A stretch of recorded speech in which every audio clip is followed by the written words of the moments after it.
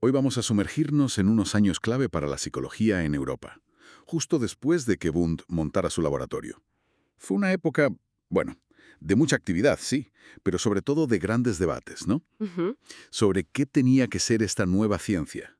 Exacto. Un momento de ebullición y también de mucha división, Para entender bien este periodo, hasta la Segunda Guerra Mundial más o menos, nos vamos a basar en unos textos, extractos de un manual de historia de la psicología. que nos dan una visión bastante completa, creo yo. El objetivo hoy es meternos de lleno en esas tensiones, a ver qué tipo de ciencia quería ser la psicología. ¿Algo centrado en la experiencia interna? O más bien en la adaptación práctica, ¿O quizá en los reflejos? Algo totalmente objetivo. o en las profundidades ocultas de la mente, o en cómo percibimos el mundo como un todo. Claro, cada escuela fue, en el fondo, una respuesta diferente a esa pregunta fundamental. Vale, pues vamos a desgranar esto. Venga. Wundt, digamos, puso la primera piedra. Pero casi al momento empezaron las preguntas. A ver, ¿la introspección en el laboratorio, centrada solo en la mente adulta y normal, era suficiente? ¿Era ese el único camino científico posible? Pues parece que no para todos. Estas dudas abrieron la puerta a enfoques muy distintos. Claro. Y una de las primeras grandes diferencias que surgieron fue entre los que buscaban la estructura de la mente, como hacía Wundt, Analizarla en sus componentes básicos, ¿no? eso es, y los que se centraron en la función, las psicologías funcionalistas, que se preguntaban, ¿y esto para qué sirve?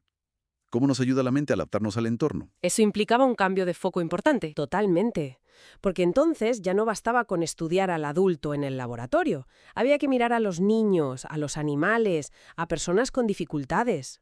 Usar métodos más variados, no solo mirar hacia adentro. El interés se movió hacia la utilidad, la predicción, el control. Y esto se vio incluso en Alemania, curiosamente. Tenemos el caso de Ebbinghaus. Ah, Ebbinghaus. Sí, él fue un poco por libre. Se atrevió a estudiar experimentalmente la memoria, algo que Wundt consideraba demasiado complejo para el laboratorio. Y lo hizo de una manera muy ingeniosa, ¿verdad? Con las sílabas sin sentido. Exacto, para medir cuánto recordaba y, sobre todo, cuánto olvidaba con el tiempo. De ahí salió la famosa curva del olvido, Que todos hemos estudiado alguna vez. objetiva, fuera del corsé introspectivo de Wundt. Y no fue el único. Müller, la escuela de Würzburgo. Eso es, Müller vio que aprender no es algo pasivo, sino activo. Y Kulpe y la gente de Würzburgo se metieron con el pensamiento sin imágenes. ¿Cómo era eso? Pues defendían que pensar no era solo asociar imágenes mentales, como se creía, sino que a veces el pensamiento es un proceso dirigido, una tendencia o disposición que te marca la propia tarea. Esto, claro, abría el campo experimental muchísimo más allá de lo que Wundt había delimitado. Mientras tanto, en otros sitios como Gran Bretaña, con la influencia de Darwin, también surgía un funcionalismo, pero quizá con un toque más biológico, ¿no? Sí, más diferencial también. Pensemos en Galton, Worth, McDougall. McDougall propuso la psicología órmica, centrada en los instintos como motores de la conducta, que nos impulsan hacia metas. Una visión teleológica, orientada a fines. Justo, con componentes cognitivos, afectivos y de acción. Y la psicología comparada, claro, que nació directamente del evolucionismo. Romanes, Lloyd Morgan. Ahí estaba la idea de continuidad entre la mente animal y la humana, y la necesidad de métodos objetivos, como la ley de parsimonia de Morgan. Exacto. No atribuir capacidades complejas si se puede explicar por algo más simple. Se centraron mucho en el aprendizaje como clave adaptativa. Pero si hablamos de objetividad radical, tenemos que irnos a Rusia, la reflexología. Uf, sí, ahí el cambio es total. Sechenov, Pavlov, Bechterev, basados en el materialismo, en la fisiología pura y dura. Sechenov llegó a decir que toda actividad psíquica, hasta la más compleja, es refleja. Y Pavlov, bueno, el condicionamiento clásico. El gran descubrimiento, sí. Estudiando la digestión en perros, se topó con el reflejo condicional. Demostró cómo se podían crear nuevas conexiones, estímulo-respuesta, en el sistema nervioso a través de la O experiencia. sea, un mecanismo de aprendizaje totalmente observable, medible, Sin introspección, sin conciencia. nada de eso. Pavlov con la salivación, Bechterev con respuestas motoras. Desarrollaron métodos experimentales muy rigurosos. La conducta como una secuencia estímulo-organismo-respuesta basada en conexiones nerviosas. Para ellos, la psicología científica era eso, ciencia del comportamiento observable. Qué contraste con lo que estaba pasando en Viena más o menos por la misma época, Freud y el psicoanálisis. Totalmente.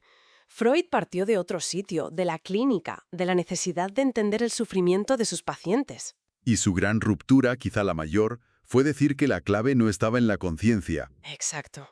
La clave estaba en el inconsciente. Rompió esa idea de que mente y conciencia eran lo mismo. Propuso que hay deseos, conflictos, recuerdos, sobre todo de la infancia, y a menudo de tipo sexual, que operan fuera de nuestra conciencia pero que nos determinan. Y para acceder a eso, métodos como la asociación libre, el análisis de los sueños.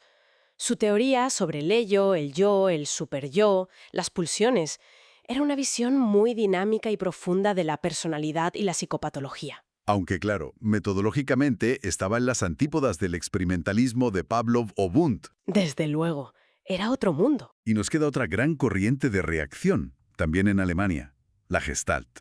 Wertheimer, Kafka, Kohler. Sí, ellos reaccionaron contra el elementalismo, contra esa idea de descomponer la experiencia en pedacitos. Su lema era claro: el todo es más que la suma de las partes. O diferentes, sí, se centraron mucho en la percepción. Argumentaban que no percibimos sensaciones aisladas, sino gestalten, configuraciones globales con sentido. Describieron leyes de cómo organizamos lo que vemos: proximidad, semejanza, cierre. Defendían estudiar la experiencia tal cual se nos presenta, ¿no? Un análisis fenomenológico. Eso es. Y lo aplicaron también al pensamiento. Distinguieron entre el pensamiento reproductivo, que es aplicar lo que ya sabes. Y el productivo, el famoso insight. Ajá, esa comprensión súbita que llega cuando reorganizas el problema.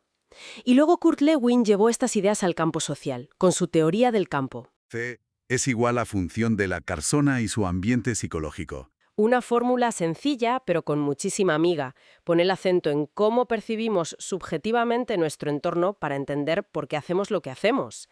Tuvo un impacto enorme en psicología social, en aplicada. Entonces, haciendo un poco de balance, vemos que esa psicología europea, antes de las guerras, fue un verdadero hervidero de ideas.